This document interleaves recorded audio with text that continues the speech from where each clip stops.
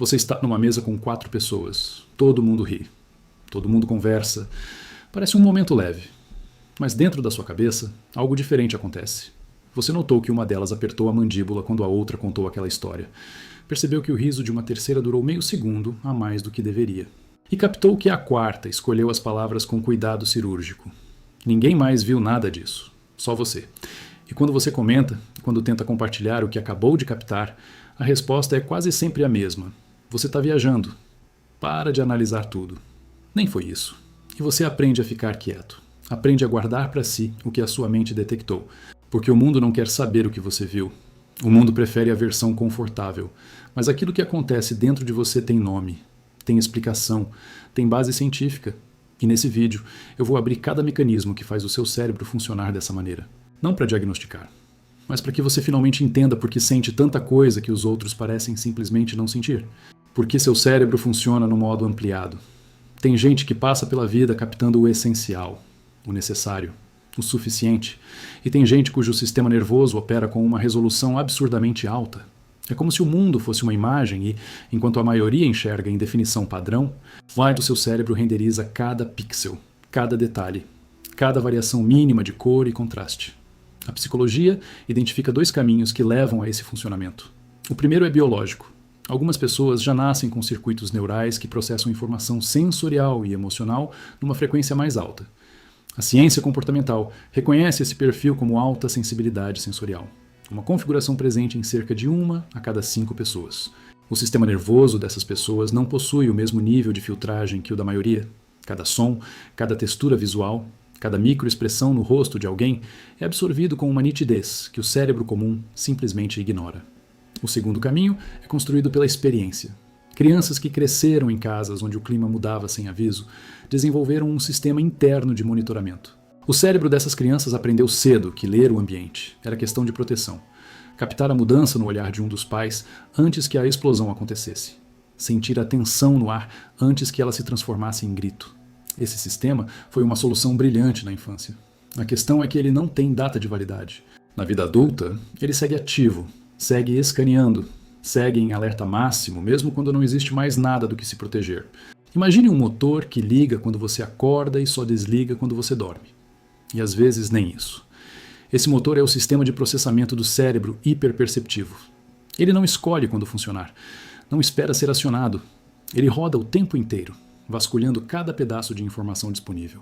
Você recebe uma mensagem de 3 palavras. O cérebro comum lê, responde e segue com o dia. O seu cérebro lê, relê, analisa o que foi escolhido para ser dito, pesa o que ficou de fora, compara com mensagens anteriores, avalia o intervalo entre a leitura e a resposta, mede a temperatura emocional por trás de cada vírgula. Tudo isso acontece em frações de segundo, sem que você peça, sem que você controle.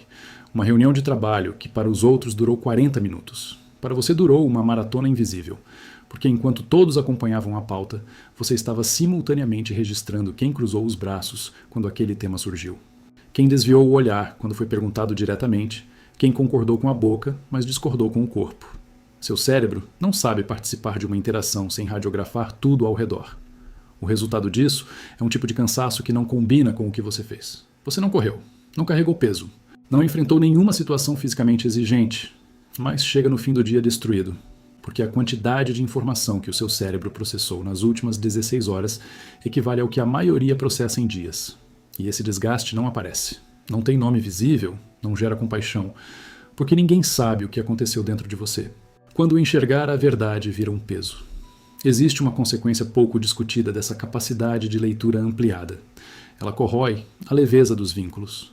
Quando o seu cérebro detecta automaticamente o que está por trás de cada gesto, cada frase e cada silêncio, a espontaneidade das relações vai embora. Você percebe quando alguém elogia por educação e não por admiração. Nota quando um pedido de desculpas é mecânico em vez de sentido. Identifica quando uma pessoa está presente fisicamente, mas emocionalmente já saiu da conversa faz tempo. E o pior, você não consegue desver isso. Uma vez que o padrão é captado, ele fica registrado, vira um arquivo. E na próxima interação com aquela pessoa, o arquivo é consultado antes mesmo de você perceber. Com o acúmulo dessas percepções, algo acontece dentro de você que é difícil de explicar. Uma espécie de solidão lúcida. Você está rodeado de gente. participa de encontros, mantém conversas, mas por dentro sabe de coisas que elas mesmas talvez não saibam. E não pode falar. Porque se falar, vão dizer que você está exagerando, que é coisa da sua cabeça, que você precisa relaxar. Então você carrega, sozinho, cada verdade captada, cada incoerência registrada, cada camada escondida que os seus olhos insistem em revelar. E quanto mais carrega, mais distante se sente do mundo ao redor. Não por antipatia ou por arrogância, mas porque existe um abismo entre quem vê a superfície e quem vê o que está embaixo dela. Sentir o que não é seu. A sobrecarga silenciosa. Além de perceber, o cérebro hiperperceptivo tem outra característica que transforma o dia a dia numa experiência avassaladora. Ele sente o que capta. Não apenas registra a emoção do outro, ele replica, reproduz, incorpora. Você chega num ambiente e antes de qualquer palavra ser dita, algo já muda dentro de você. Se o lugar carrega tensão, o seu corpo contrai. Se alguém ali está angustiado, uma angústia que não é sua aparece no peito. Você sai de uma conversa com alguém que estava mal e, de repente, está mal também, sem saber exatamente quando absorveu aquilo. Isso acontece porque o mecanismo cerebral que permite compreender as emoções alheias nessas pessoas opera com uma intensidade fora da curva. Não se trata apenas de entender intelectualmente que o outro está sofrendo.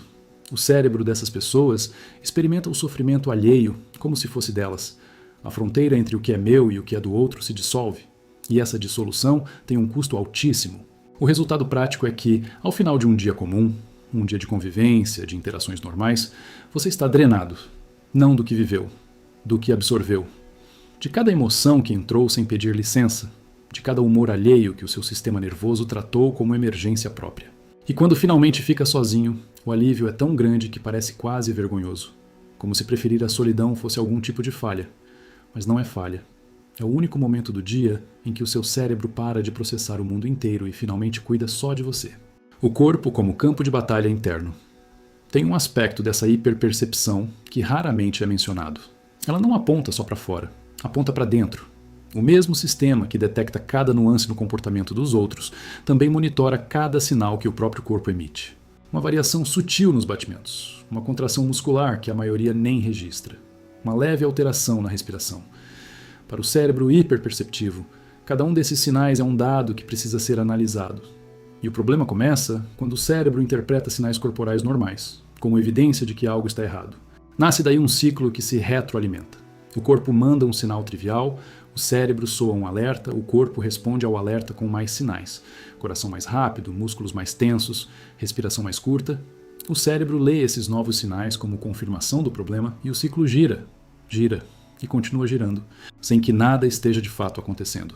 É uma tempestade fabricada internamente. Um sistema de segurança tão afinado que começa a confundir o próprio funcionamento normal com sinal de perigo. Para quem olha de fora, é uma pessoa parada, quieta, aparentemente tranquila. Para quem está dentro daquele corpo, é uma guerra silenciosa entre o que o cérebro interpreta e o que a realidade efetivamente é. E essa guerra não dá trégua. Não tem horário. Não tem intervalo. A escolha que define tudo. Refém ou dono do que percebe. Tudo o que foi dito até aqui pode parecer uma sentença, uma condenação, como se perceber demais fosse apenas sofrimento. Mas não é. E essa é a parte mais importante de tudo o que eu tenho para te dizer. O que define se essa capacidade vai te fortalecer ou te destruir não é a intensidade do que você percebe, é a relação que você constrói com essas percepções. Existem dois caminhos. No primeiro, você se confunde com aquilo que capta. Cada emoção absorvida vira sua. Cada sinal detectado vira motivo de reação imediata. Cada análise que o cérebro produz vira verdade absoluta. Você deixa de ser a pessoa que percebe e passa a ser a percepção em si. E nesse modo, o seu próprio radar te domina. No segundo caminho, você percebe com a mesma clareza. Nada diminui, nada se apaga, mas constrói um espaço entre o que capta e o que decide fazer com aquilo. É como se houvesse uma voz interna que reconhece. Captei isso, registrei, entendi. Agora eu escolho o que fazer com essa informação. O radar continua funcionando, mas deixa de pilotar a sua vida e passa a ser apenas um instrumento. Poderoso? Preciso, mas sob o seu comando. Quem aprende a operar nesse segundo modo não deixa de sentir, não deixa de perceber, mas para de ser arrastado por cada coisa que detecta. E é aí que a hiperpercepção muda de natureza. Deixa de ser uma prisão e se transforma numa ferramenta rara, algo que permite ler o mundo com uma profundidade que pouquíssimas pessoas possuem. Se você chegou até aqui e sentiu que cada frase descrevia algo que você carrega sem conseguir nomear, agora sabe. Aquilo que você sente não é invenção, não é exagero, não é sensibilidade de menos ou fraqueza disfarçada. É um modo de funcionamento que poucos compartilham e que ninguém ao redor consegue enxergar. O desgaste é verdadeiro, a solidão é real, o peso existe e agora, pelo menos, ele tem nome. Não existe ninguém no mundo que vai experimentar a vida exatamente do jeito que você experimenta. Essa intensidade é sua, esse radar é seu. E o caminho a partir de agora não é desligar o que sente, é aprender a conduzir isso com consciência, em vez de ser conduzido. Se inscreve no canal, deixa o like, ativa o sino e manda esse vídeo para aquela pessoa que você sabe que vive exatamente isso, que sente demais, percebe demais e acha que é a única. Ela precisa saber que não é. A gente se vê no próximo vídeo.